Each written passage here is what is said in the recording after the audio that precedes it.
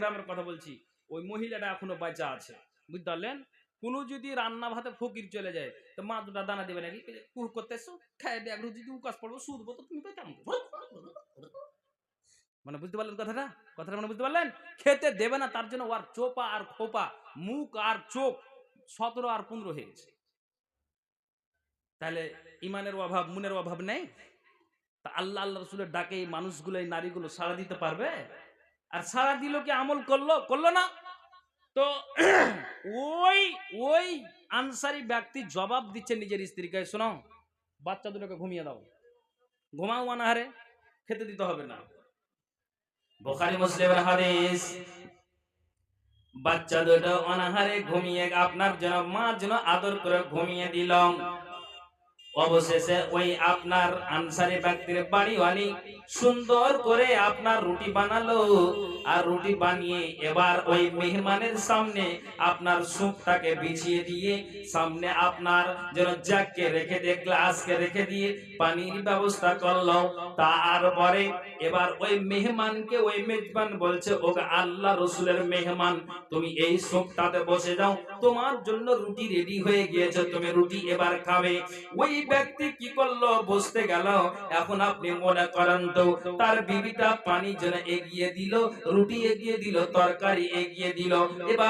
এবার ওই আল্লাহ রাসূলের মেহমানকে বলছেন, আপনি খেয়ে যান। আচ্ছা আপনি বলেন তো, আপনার বাড়িতে এসেছি, মনে করুন আমার নানা আমার পাশে বসে আছেন, উনি আমাকে সুন্দর করে খাওয়ালেন, বারবার করে বলছি আপনি আমার সাথে খান, আমাদের সাথে খান, বৎসরে একবার মোলাকাত হচ্ছে, যদি আপনাকে ছেড়ে খাই তো মনটা তৃপ্তি হচ্ছে না, তখন অবশেষে বাধ্য হয়ে আমাদের কথা মতো খেতে যেন বসলেন। এখন আপনাকে বোঝাই, ওই আল্লাহ রাসূলের মেহমান বারবার করে বলছেন যে ওগো আপনি আমার সাথে খান, আমি একাই কি করে আমি খাবো। তখন মেজবান চিন্তা করলো, আল্লাহু আকবার, আমি যদি তার সাথে খাই আর যদি ওই মেহমানের আপনার পেটটা না ভরে দুটো রুটিতে, তাহলে কিন্তু এটা আমাকে একটা অপমানজনক লাগবে, আমি বড় কষ্ট পাবো, কিন্তু রাসূলের মেহমানের আমি অপমান করতে পারবো না। বুখারী মুসলিমের হাদিস। সামনে যে একটা প্রদীপ জ্বলছিল, লণ্ঠন জ্বলছিল, মোমবাতি জ্বলছিল, নিজের আনসারী ব্যক্তি বিবিটাকে বলল, বিবি গো, যখন মেহমান বারবার করে খাবারের কথা বলছে, তো তুমি সামনে যে চারাকটা জ্বলছে এটাকে তুমি বন্ধ করে দাও, এটাকে তুমি নিভিয়ে দাও। তখন কি করলো? ওই চারাকটাকে নিভিয়ে দিল, আর আনসারী ব্যক্তি যে রুটিটা সামনে নিয়ে আছে, ওই মেজবান ব্যক্তি এমনি এমনি হাতটাকে রুটিতে নিয়ে যায়, আর ওখান থেকে এমনি এমনি মুখে আপনার হাতটা দেয়, কিন্তু আল্লাহে, আল্লাহর কসম, ওই মেজবান একটুও কিন্তু রুটি খায় না। একবার জোরে বলুন সুবহানাল্লাহ। একটুও রুটি খায় না, একটুও রুটি খায় না। কেন? যে যদি খাই তার সাথে, আর যদি মেহমান অনাহারেই থেকে যায়, অর্ধেক পেট হয়, ভর্তি না হয়, তাহলে কিন্তু এটা আমি অপমান হয়ে যাব যে আনসারী ব্যক্তির বাড়িতে আর কোনো এক্সট্রা খাবারের ব্যবস্থা নাই। তখন এমনি সামনের প্রদীপটাকে বন্ধ করে দিয়ে এমনি এমনি হাতটাকে নিয়ে যাচ্ছে, বুঝলেন, আর মুখে দিচ্ছে, কিন্তু একটুও খাই না। একবার স্পষ্ট বুখারী মুসলিমের হাদিস। তখন তখন এবার যখন খাওয়া দাওয়া ক্লিয়ার হয়ে গেল, ওই আল্লাহ রসুলের মেহমান দুটো রুটিকে খেলেন। খাওয়া দাওয়ার পরে ফজরের আজান হচ্ছে, আল্লাহু আকবার, আল্লাহু আকবার, আসসালাতু খায়রুম মিনান নাওম, আসসালাতু খায়রুম মিনান নাওম। মুমিনেরা শোনো, আল্লাহর ডাক হয়েছে, আর ঘুমিয়ে থাকিও না, মসজিদে সাড়া দাও। মুমিনেরা শোনো, ওরে মহিলার দলেরা শোনো, আল্লাহর ডাক হয়েছে, লাহাবটাকে ছেড়ে দিয়ে, নিজের স্বামীটাকে ছেড়ে দিয়ে তুমি সুন্দর করে ওযু বানিয়ে বাড়িতে নামাজ শুরু করে দাও। আল্লাহর ডাকে সাড়া দিতে গেলে প্রতিফল ভালো আছে, জান্নাতটা পাবো।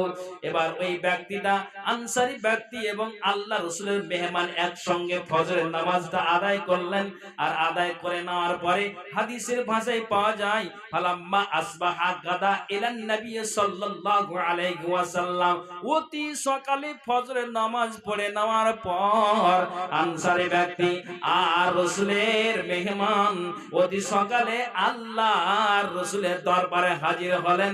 নবীজি মসজিদে নববীতে ফজরের নামাজ পড়ার পরে আছেন, আর অতি সকালে আনসারী ব্যক্তি এবং আল্লাহ রাসূলের মেহমান জন গেলেন। আর অতি সকালে যাওয়ার পরে নবীজি বলছেন, ওরে আনসারী ব্যক্তি তুমি কান খুলে শোনো, রাতে যে তুমি আমার মেহমানের সঙ্গে যে ব্যবহার করেছো, যে আচরণ করেছো, এত উত্তম ব্যবহার করেছো, এত আখলাক তুমি দেখিয়েছো, তোমার বাচ্চা দুটোকে অনাহারে ঘুমিয়ে দিয়ে তোমরাও অনাহারে আছো, তুমিও অনাহারে আছো, তোমার বিবি এখনো পর্যন্ত অনাহারে আছে। তুমি যে সবচেয়ে বিশাল কাণ্ড করেছো, সামনের প্রদীপটাকে বন্ধ করে দিয়ে ওখান থেকে তুমি কি করেছো, এমনি এমনি রুটিতে তুমি হাতটা নিয়ে যাও আর তুমি মুখে হাতটা দাও। এতটা সুন্দর তুমি ওই আমার মেহমানের সঙ্গে ব্যবহার করেছো। নবীজি সঙ্গে সঙ্গে জানালেন, ওরে আনসারী ব্যক্তি শোনো, আজকে রাতে তোমার এবং তোমার বিবির ব্যবহার দেখে রাসূলের মেহমানের সম্মান করেছো, তার কারণে জাহিকাল্লাহুল লাইলাতা, আল্লাহ তাআলা আজ রাতে তোমাদের ব্যবহারে হেসে দিয়েছেন। একবার বলুন সুবহানাল্লাহ।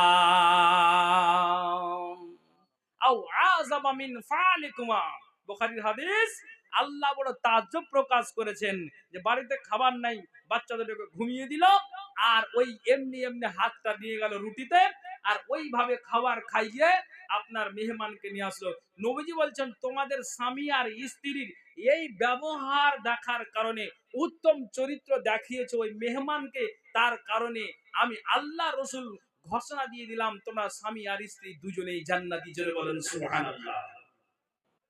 তাহলে আপনি এবার আমার সাথে একটু কথা বলুন, যার বাড়িতে অভাব সে আহার দিচ্ছে আল্লাহ রাসূলের মেহমানকে, তাহলে আল্লাহর ঘর মসজিদ, আল্লাহ আপনাকে অঢেল পরিমাণে মাল দিয়েছে, তাহলে ওই মাল থেকে যদি কিছু আপনার কাছে চাই, তাহলে আপনার দিতে অসুবিধা হবে? হ্যাঁ না বলুন তো দেখি, অসুবিধা হবে?